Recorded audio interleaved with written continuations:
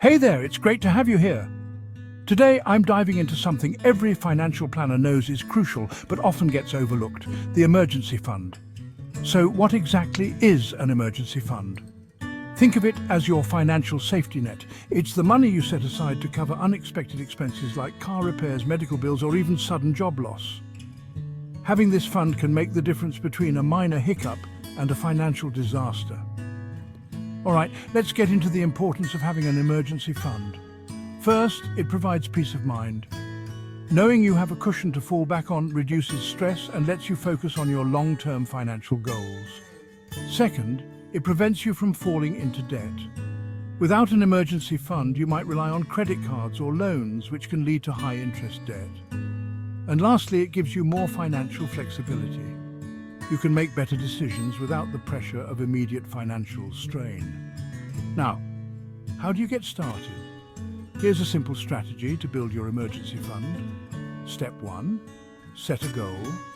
Most financial experts recommend having 3 to 6 months' worth of living expenses saved up. This amount can vary depending on your personal situation, so take a good look at your monthly expenses and decide what's realistic for you. Step 2. Start small and be consistent. Begin by setting aside a manageable amount each month. Even $50 or $100 can add up over time. The key is to make it a habit. Automate your savings if possible. Set up a direct deposit from your paycheck into a separate savings account. This way, you won't even miss the money. Step 3. Cut unnecessary expenses. Take a good look at your budget and see where you can trim the fat. Maybe it's those daily lattes or that streaming service you rarely use. Redirect those funds into your emergency savings. Step 4. Keep your emergency fund separate. This isn't money you dip into for vacations or splurges. Keep it in a separate, easily accessible account, like a high-yield savings account. This way, it's there when you really need it, but not tempting you for everyday expenses. And finally, step 5. Review and adjust regularly. Life changes, and so should your emergency fund.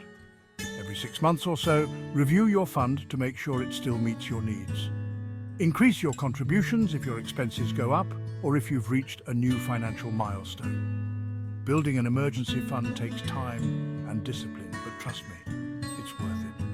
It's one of the smartest financial moves you can make. So start today and give yourself the peace of mind that comes with being prepared. Thanks for watching, and remember to like, subscribe, and share this video with anyone who could use a little financial wisdom. Catch you in the next one.